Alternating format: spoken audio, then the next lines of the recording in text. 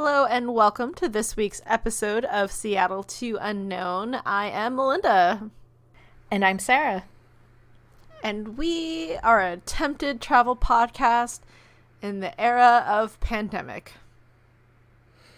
Yeah, so here's the thing. You can't travel, but I've officially got the green light within Europe. So, about that. Washington State doesn't quite know what to do. I don't know how. I know California is really bad. Washington State has a mandate for a few weeks now that everybody has to wear a mask in public places, indoor public places mostly. If you can't socially distance, but things are open. Yeah, we have to wear masks in public transit, in stores, and restaurants. But I mean, how do you really wear a mask in a restaurant? Yeah, that's awkward. Yeah, so it's basically anywhere where you can't socially distance because of the space you're within, right? Yeah. But Same. Within Europe, the borders are now open, so I can go pretty much anywhere within Europe. I'm sure they'll give you dirty looks and wonder if you need a quarantine, and they'll see your fancy pants page that says that you've been in Germany and be like, fine. My fancy pants page? Yeah, that's what it's called now. A visa is now the fancy pants page. I mean, I've got an EU visa card, so... Oh, you have a fancy pants card now. Ooh. I do. Yes. They've gotten very fancy since my last one. And the picture is still somebody else looking. No, so my first visa photo, they tried to Photoshop out the fact that my hair was purple when I took the picture.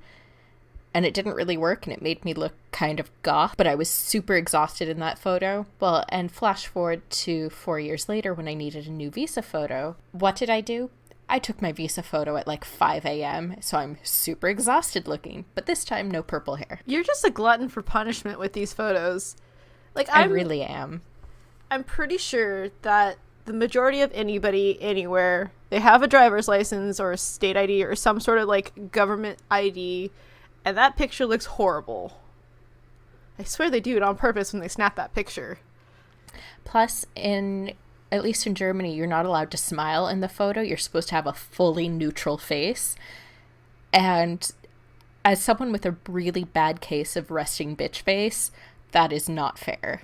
No, I love it when they look angry. I like that better than like they're trying to smile or like, because usually they're like half smile and like one eye's open and one eye's closed, like you're drunk when you got the picture or something. Whereas I'm just full on glaring into this camera like, just take the damn picture. What they don't see is that you're flipping everybody off underneath. Have you seen that art series where it's passport photos and then you zoom out and you see what they're really doing? Yes, and how do I sign up for that for my next passport photo?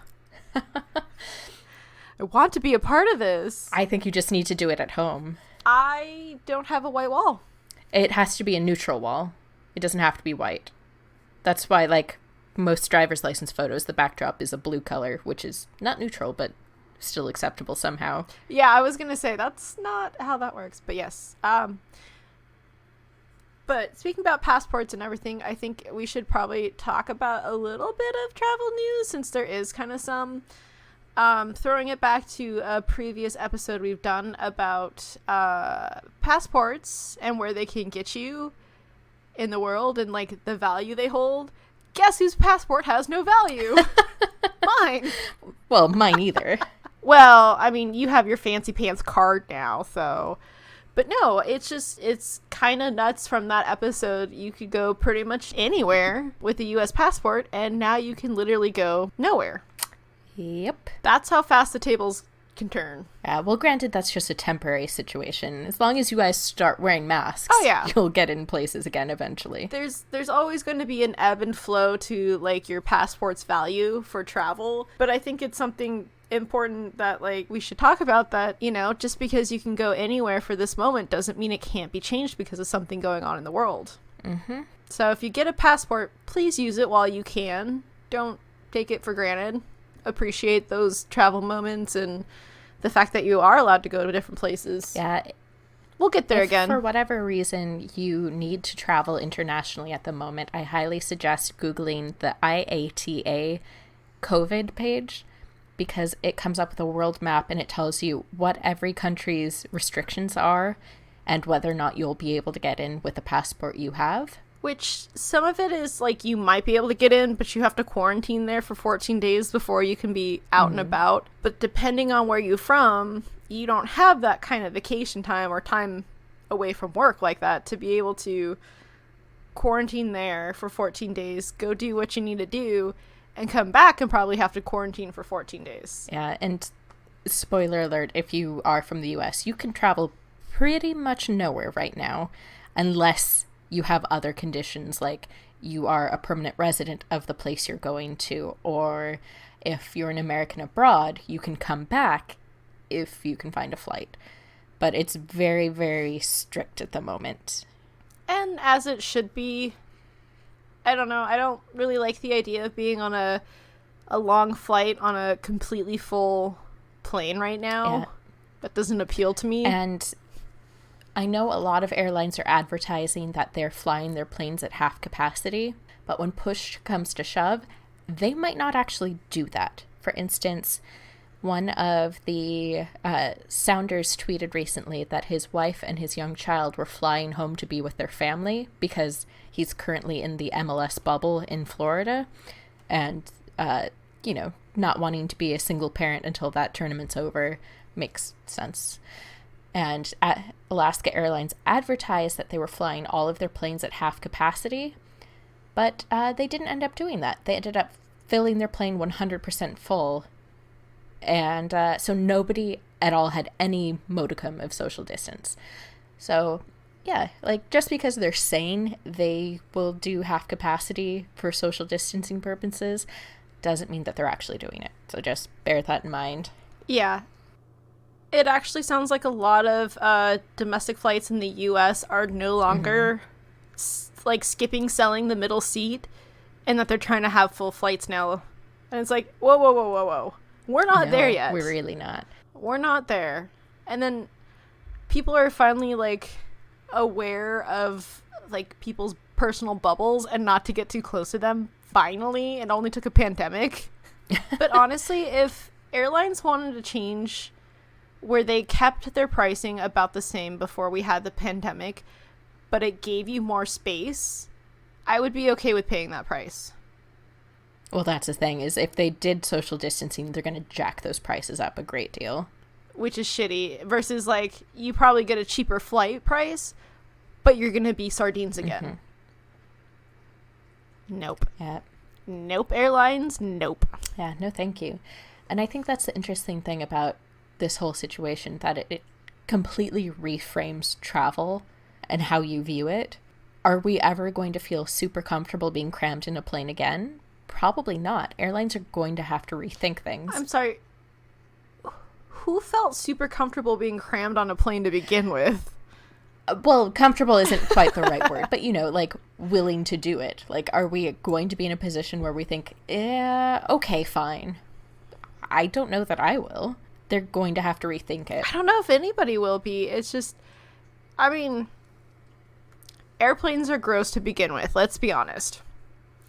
And now, more people are aware of how gross and dirty things are in the outside world and whatnot.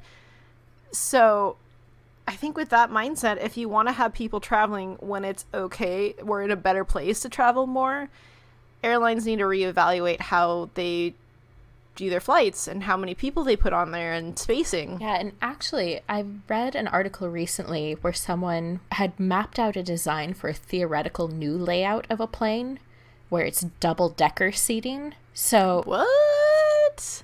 So bunk bed style, but not beds. It's actually seats. So one person up, one down, one up, one down. Okay. And I don't know how that would work exactly, but I'm intrigued by it. I am very much intrigued. If it gives you more space and at the same time allows you to distance but still fill the planes the way they want them to be filled, I could see that theoretically working. Much more than the staggered seating where it's one seat forward, one seat back, one seat forward, one seat back. Where like the middle seat is back a ways. I didn't love that idea. I feel like that's setting yourself up for needing more barf bags potentially. Yeah. For someone that didn't realize they had motion sickness because they've always been facing forwards. Well, no, not facing backwards, but like staggered backwards. Oh, okay. I see. I just made hand motions that nobody saw but Sarah. Yeah. Just so you know. It was pretty good. It was like air, like turntable scratching, but white people style. I'm offended. Don't make fun of my awkward flapping. I've also seen theoretical layouts where it'd be more train style, where it'd be two facing forward, two facing backward with a table in the middle, and that would make me vomit. I think that's a harder sell to do it that way, like a train. Because at least on a plane, if you're sitting next to a stranger, you're still looking forward. But if on, like in a plane or a train, if the person across from you is a stranger, you're staring at them for how many hours? Or they're staring at you while you, like, ugly sleep. Yeah, no thank you. Yeah. No, I'm intrigued by this bunk bed things. But hopefully airlines will reevaluate. Come on, man. Let's keep each other safe. I just sent you a picture of the designs. Anywhoosies, I think we're prepared. We are both prepared this week with a cocktail. Yes. What do you have going on for cocktails this week? Okay. So what I have is essentially evidence of the Mandela effect. I mean, the Mandela effect is fake, let's be honest. But if it were real, this would be evidence of it. Because it is Capri Sun in a can. I don't see how this relates to the Mandela effect. Because it looks like something not of this universe. Capri Sun does not come in a can. What is going on? Or has it always come in a can? You just didn't know. Let's find out. I like that the slogan on the back is prickly, fruity, tasty. Why is it prickly? It's like, like fizzy. You know how fizzy stuff bites? Oh. Yeah. Okay. Mm-mm. Oh. Mm-mm. Mm-mm. Did you actually get that sip down, Sarah? It's supposed to be raspberry flavor, but it tastes like green apple. But kind of more like crab apple. Somebody does not know what a raspberry tastes like, apparently. Nope. Shut it down. All right, let's see if I have some better luck. In true proper podcasting traditions, I have found a canned wine spritzer. Oh dear. Because apparently I hate myself and I'm trying more canned wine. This one is Bloom. It's supposed to be a wild berry wine spritzer. Wish me luck. Good luck. I have not had good luck with canned wine. It smells like it might hurt me. It smells like it might hurt me is one of the more profound but disturbing things I've ever heard. Okay, well, I don't hate this. Do you want to trade? No. I don't. Did yours smell good but then end up hurting you? It smells like the Ahoy Brause powder that you pour into water to make like fizzy drinks, but without most of the flavor. Okay, well, I don't hate that. All right, now we've got our drinks in hand where I actually won. Let's talk about today's episode. For once. Don't let it go to your head. Let me have my moment. So today's episode, we are going to finish up the later half of 100 Things to Ask a Traveler. Once again, this is brought to you by thecareerbreaksite.com. Let's get to know Sarah a little bit more. Question 26 is where we're starting at, since we did the first 25. So let's begin. Sarah, how did your relatives feel about your trip? If by trip you mean moving? Whatever trip you want to use. Your first trip, your moving trip, your last trip. Well, my last trip was home to see them, so I'd say they were pretty jazzed about that. Oh, well, that's boring. Pick a different one. At least that's what I'm telling myself. My parents were supportive in that they let me do it, but they aren't big fans of me not being in Washington. As evidenced by the fact that once every couple years or so, my mom buys me something with the phrase, "Bloom where you're planted" on it. The same phrase? Uh-huh. I'm going to find all the shit with that on there. And every time I'm like, "Are you trying to hint at something?" And my mom goes, It's just a cute phrase. And yet every time you see it, you think of me. Coincidence? So what's... Or like, we'd be out shopping at a thrift store and we'd find something that says like, the apple doesn't fall far from the tree. And then my mom looks at me and goes, you rolled all the way down the hill. That explains so much, though. All that tumbling. Yeah. I'm one seriously bruised apple. So what's the longest you've been away from home? Without a break? Like, without coming home at all, 11 months. But your total time not being in the U.S.? 4.5 years. Okay. What's your dream job, Sarah? My dream job is probably being a travel writer. Or... Travel writer or, like, travel blogger? A cat hoarder. I'm sorry, did you say cat hoarder? Yes. It's a lot of work to hoard cats. You know, I don't think it is. It's a lot of neglect, and it's not a good thing. I don't like this dream job of yours. Go back to being a travel writer. No cat hoarding. Can I be a travel writer who writes about all the cats that she sees? Maybe. That sounds like my job, but okay. Where in the world would you most like to live? New Zealand. Why New Zealand? Because it's so pretty. I mean, okay. Does it need to be more profound than that? I really like New Zealand. Okay, it's pretty. It's land of the hobbits. I mean, that's cool. I've got one of the greater questions in this list. Who would win in a fight? A panda with a dart gun or a kangaroo with nunchucks?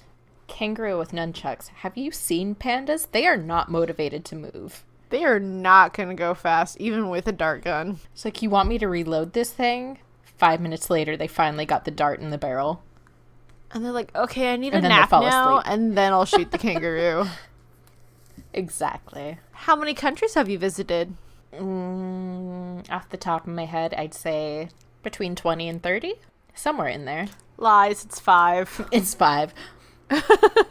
She's visited 5 places, and all of a sudden she thinks she can do a travel podcast. Wait, are we counting the countries or the number of times? Because if we're just counting the countries, it's just the US, Germany, US, Germany, US. Just, that's my 5. Yeah, but you only get to count the US once. Oh, and Germany once. It's just 2. Everything else was all done via VR. Oh, wow. That's impressive. Your stories make it seem like you were actually there. I'm a great storyteller. What can I say? Speaking about storyteller, what's your favorite childhood travel memory? I think mine for you was where you barfed all over Disney World? Disneyland. No, Disney World. I was right. Disney World.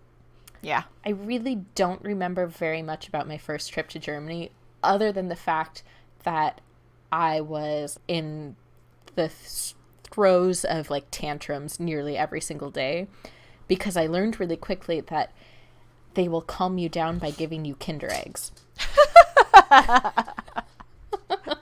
Will scream for chocolate. Exactly. So, discovering Kinder eggs. Oh, that's how you discovered Kinder eggs, huh? But next question is, how do you document your trips? Lots and lots of photos and video. I can attest to this. She does, but she doesn't do it in an obnoxious way of, oh my god, can we go yet? So for that, I appreciate it. And then I get good photos because of Sarah, because she's a very good Instagram husband. I am. We really need to start taking those photos that are like the classic Instagram where the lady is walking away and pulling the camera person behind them. I could be your Instagram husband for that. Yes.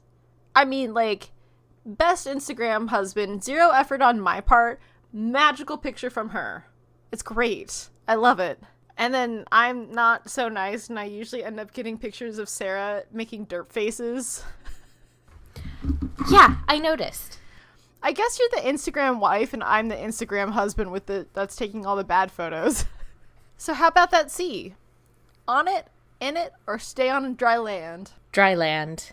I've seen the Poseidon Adventure. I know what happens. Well, in all honesty, we're not doing a whole lot on the sea. It's more like oceans that we're crossing. Is the only sea adventure is the extended ferry ride we took? Yeah, I guess. I mean, I've been on the Mediterranean. I don't need to relive that. It's it's prettier from the land. Yeah, I'm fine with being on dry land for the most part too. Lucy, sit down. What's been the weirdest thing that you've seen? Weirdest thing that I've seen. So when we were in Norway, we went up to this little village that was kind of touted as being like this place where you could see all these craftsmen producing sort of like medieval style things that you don't see in everyday life. But what it really was a lot of little gift shops. But what they had was a series of very, very strange statues. Including one of a small man, like maybe 3 feet tall, that instead of having a penis, had a Christmas tree. Yeah. And I know I've seen other weird things, but when you said weird things, that popped into my head. So I'm going with that. That is very fair. Christmas dick. Christmas dick. What surprised you about yourself while traveling? I was surprised that I could comfortably travel by myself without any real misgivings. Like, when I traveled around Germany as an exchange student, I realized, oh, I can just like get on a train and go somewhere, and that doesn't worry me. Like, I can just be somewhere new where I don't speak the language really well, and it'll be fine. And granted, since then that's come as less of a shock each time, but you'll show up someplace, realize, oh shit, I forgot, I don't speak this language. What am I gonna do? And then realize, it doesn't matter, I'll figure it out. You just go, hello. Dorm or private room? If I'm traveling by myself, dorm. If I'm traveling with like a friend, I kind of like doing like a 2-person private room. I'm all for whatever is the better cost. I am too, but it's gotten to the point where like when I need to sleep, I need to sleep. You know, when you get to that point in traveling when you get super tired and you're just ready to crash, going back to an uncomfortable dorm and having people be loud, it's getting more irritating the older I get. Yeah, that's fair too. Well, and then like places that we've picked, it's kind of worked out that it's about the same cost. So might as well go for the like 2-person room. Yeah, I'm down for whatever, but I'm seeing the tipping point coming where I will no longer be down for whatever. Shit, we old. Yeah, we is. Tea or coffee? Coffee, with the caveat that I'm beginning to like tea more, particularly when we're in places known for their tea. Except for the UK, your tea is still gross. Wow, that's hurtful words. They love their tea. They're big on their tea.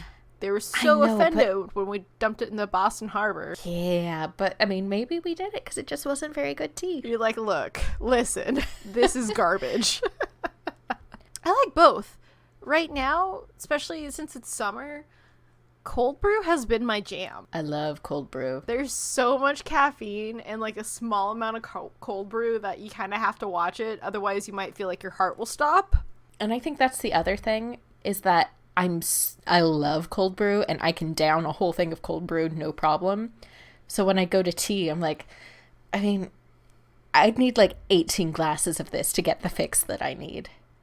Yeah. Like, oh man, let's mainline cold brew. I would be so happy.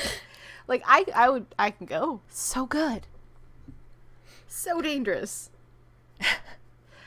And that's the funny thing is, I don't actually like the taste of coffee, but it gives me like the power. The power to do. Yeah, exactly. It gives me the power to like get through my day. If tea was equally as caffeinated as a cold brew, then I might be like, okay, fine, whatever. But otherwise, fruity teas, sure. Black tea, sure. Like just whatever tea, nah. No, it's all that extra caffeine. Love it. What's your top travel tip? My top travel tip is to pack less than you think you need. Because packing lighter is always... Because it's more fun to go shopping in different markets than what you have at home. That, and you can always buy more stuff, but it sucks a lot more to like jettison stuff in your bag that you can no longer fit. Yes, that is very true. Those are some tough airport floor decisions. Mostly on my part. Yep. If you had exclusively on my part. If you wrote a novel, what would it be about? this seems to lead me to want to say something about travel, but I've definitely, like, in the past when I was studying creative writing, I had mapped out a couple different novels that I just never finished, but they're mostly, like, YA stuff. Don't tell me. You came up with sparkly vampires first. I did, in fact. But my sparkly vampires also had roller skates. Oh, shit. It's, like a 1940s, 50s vampire novel, and they're all, like, drive-up, sock hop waitresses. Car hops, there we go. Like, man, what's the right word for this? God, that's a prequel that nobody needs to let Stephanie Meyer write. Please do not tell her about that. She will write it. Copyright. TM. Just to save everybody. Speaking about school, though, what did you love or hate most about school? Depends on which stage, because they all had their own unique reasons to be hated. Why did you hate elementary school? So there was a gang at our school. In elementary? Like, not an official, it's not like the Bloods and the Crips. It was like a group of girls all named Sarah who all hated me. It's because of the damn H, isn't it? No, they were all H's. That's really harsh, man. Yeah, they were very scary. And I don't know how many times I got called into the principal's office and the conversation started with, okay, what did you do to piss them off? I literally don't know. I exist. What do you want from me? They never got in trouble. I always got called in. Did they also play croquet? Like the Heathers? Yes. Yeah, I was trying to think of another reference from Heathers, but I got nothing beyond Heathers and croquet. Did one of them start committing murders? I mean, they did some shit. Let's just put it that way. Did they commit murders? No, but that does not mean they did not have what was necessary to commit murders on them at school. Yikes. Girl gangs. Watch out for them. Was there anything you loved about school? That's kind of traumatizing. Pretty much hated school the entire time. Oh, I did like the Be a Reader program. That was about it. Oh, I know through the schools they had the book it clubs where you can earn free personal pan-sized pizzas from Pizza Hut. We did not have that. Suckers. Number 46. How much stuff have you lost? Oh, God. I couldn't even tell you how much I've lost because once I lose it, I forget that I've lost it. Depending on how important it is. Which reminds me, once every couple years, I'm flipping through some of the books on my shelves, and I go, oh, that's where I hid my birth certificate. It's in a book. It's better than when my parents had it. My parents lost it for 28 years. It's fine. You don't need that. Still haven't found my social security card. No idea what they did with it. Don't need that either. Don't ever change. How much stuff have you posted home? Nothing. If anything, I've never mailed something from Germany. The other way. Your mom's your mom sending stuff to you using me as the stuff mule. Stuff mule. It's a good name for you. I like it. I'm like Eeyore of like the travel things. Yeah, actually, I tried to take something to the post office I guess it was Monday of this week. And I got to the post office. I filled out the customs forms. I brought my 2 packages to the counter. The lady takes one look at it and goes, you don't want to mail that. Yes, I do. No, you don't. Okay, but yes, I do. Explain. Like, I've never had someone try to talk me out of the service they provide. And she goes, yeah, we don't do slow boat mail to the US anymore. We only do 2-day express, which is 85 euros base rate per package. Per package. I just kind of scooped up my packages and went, you're right, I don't want to mail this. So that would be like $200 US to send 2 small things? Yes. Yeah. Buy the plane ticket. It's cheaper and better. Oh, wait. Yeah, except I wouldn't be able to get back into the EU without quarantining. It's fine. You're not missing out on much. Are there any travel scams that you've heard about? Probably. Any what?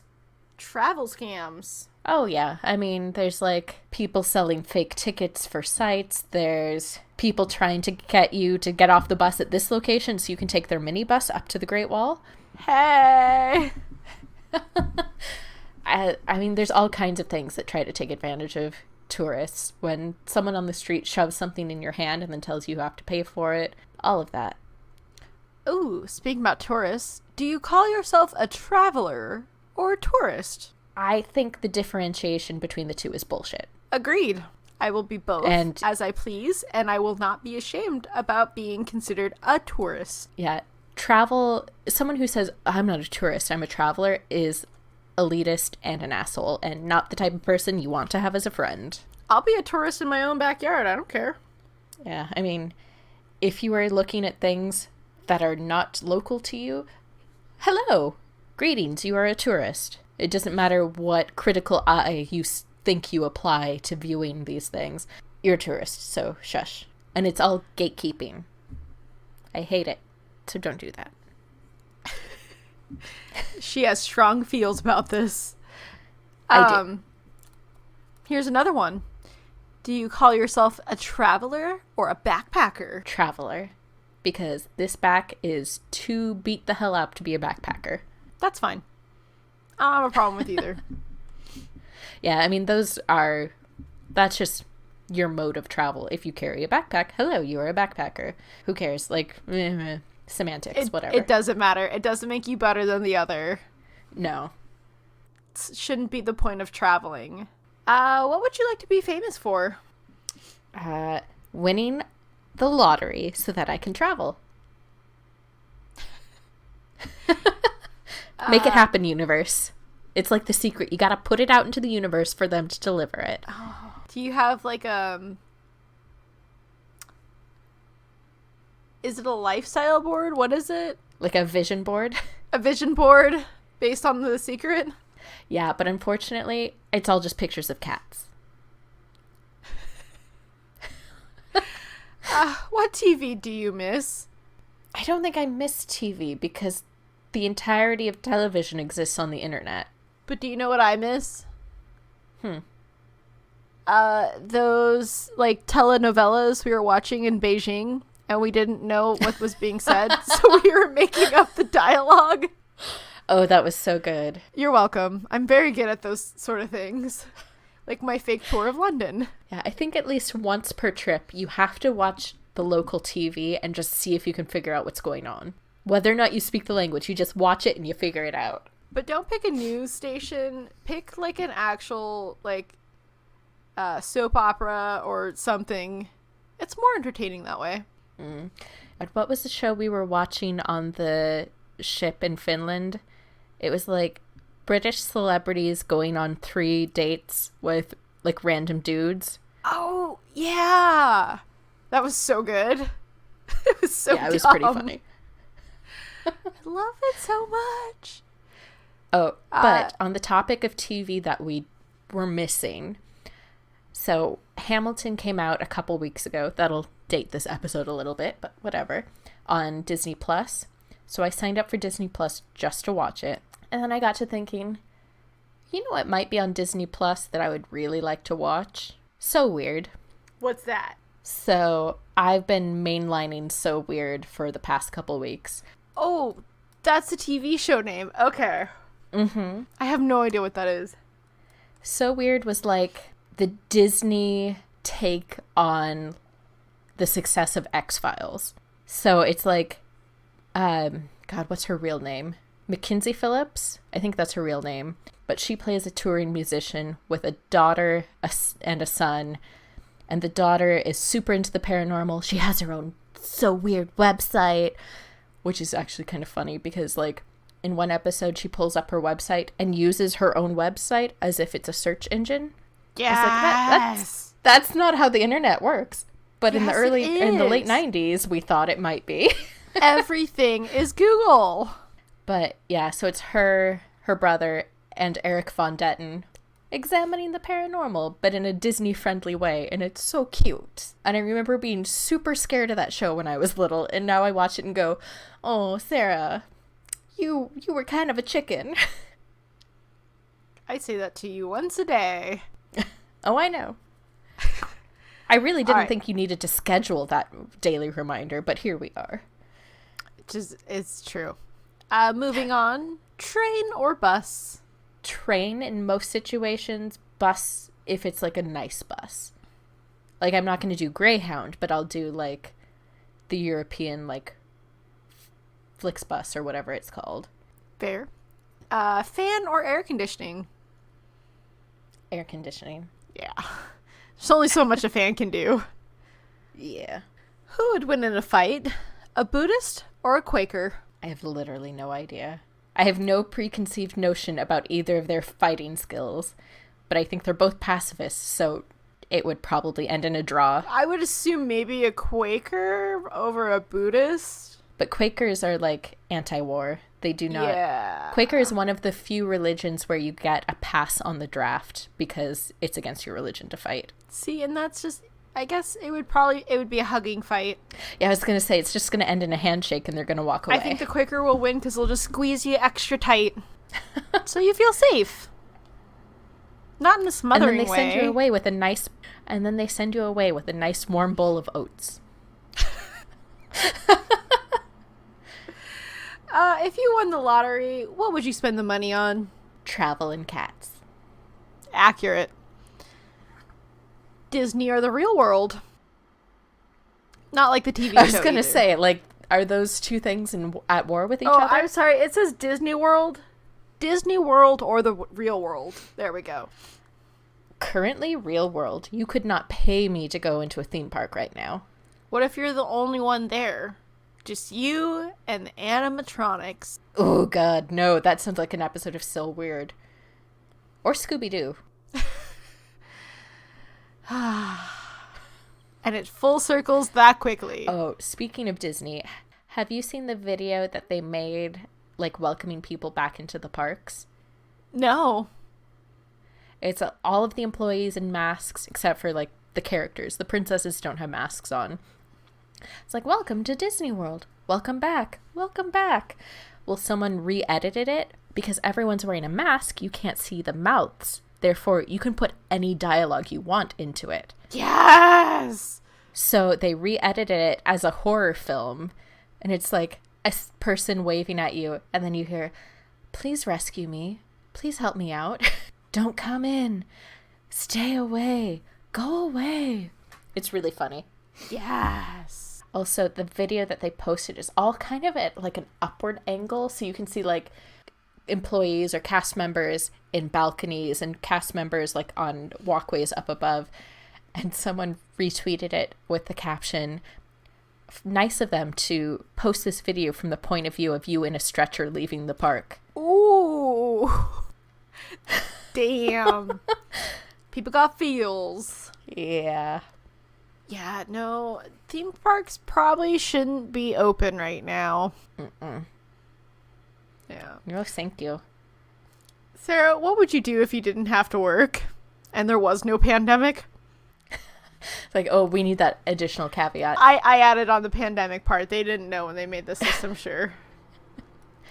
Travel a whole lot more and also get cats. Like, come on, we know the answers by now. What's the most reliable source of travel advice? For those of you who can't see us right now, which hopefully is all of you, Melinda just pointed at herself. I feel like I'm reliable. Is it great? Probably not all the time, but it's pretty reliable. It's gonna steer you one direction or the other. Come on. I think for general travel knowledge, I don't really need a source of that information anymore. Like, I can logically figure most of it out myself. But for location-specific stuff, I guess Lonely Planet? Rick Steves. Yeah, I don't really need his advice. We only do Europe. For Europe anymore. Rick Steves is timeless. No, it's very 90s. Yeah. I love it. Yes, it is. He loves his pleat front chinos. How many gadgets are you carrying? When I travel, at the moment, 0. When I travel, I bring my phone, my DJI Osmo Pocket, which is my itty-bitty HD camera with its own built-in gimbal, headphones of some sort, noise canceling. It was my Bose, but now I think it's more my AirPods, backup battery, that's pretty much it. How many was that? 4. Not bad. I don't really need a laptop. I don't need my iPad. I mean, I haven't turned my iPad on in like 3 years. That's about it. Because I'm never gone long enough that I would need to back up any memory cards. I just bring lots of memory cards. What do you wish you'd brought that you haven't? Nothing? Yeah. I don't think there's anything that I wish I had that I left behind. Same. There's always something I wish I had left behind that I brought with me, but rarely is there anything I miss. Do you send postcards? It's just not worth the hassle for me to track down postage and a post office. I think I've sent one internationally because when you bought the postcard, they also would sell you postage. And it was in the Vatican. So, like, that's half the fun is posting something from the Vatican. So, I think only one actually got sent out. Although I have heard that if you're a really bad photographer but you still want nice photos, a good way to do that is just to collect postcards. You don't even have to mail them, just put them in an album for yourself. Oh yeah, it's very true. And just don't let anyone flip them over and see that they're not actually photos. Especially if you're one of the very disgruntled 1-star reviewers that are like, look it up online, it's better. All right, and that concludes 100 things to ask a traveler. Do you feel enlightened? It's a lot of things. I feel a little bit sleepy, but also slightly confused by all of those fight questions. Those were by far my favorite ones. There should have been more. Except they did end it very well. But come on, kangaroo clearly is going to win against a panda. Are you kidding me? For sure. No joke. I mean, it's a panda. It ain't gonna do shit. Now, if it was a trash panda... Pandas don't have the motivation to have sex. This is true.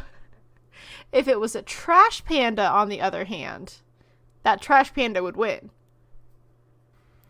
I mean, you just lure it into the trash can and then kick it over. Aww. Alright, so Sarah's gotten super sleepy. I think that's going to wrap up today's episode. Join us next week for more travel stuff. And remember, it's an adventure. So, don't get stuck on a train with Mellinda, because she will ask you literally 100 questions. I have a list now. Oh, God. Please print it out and bring it with us on our next trip.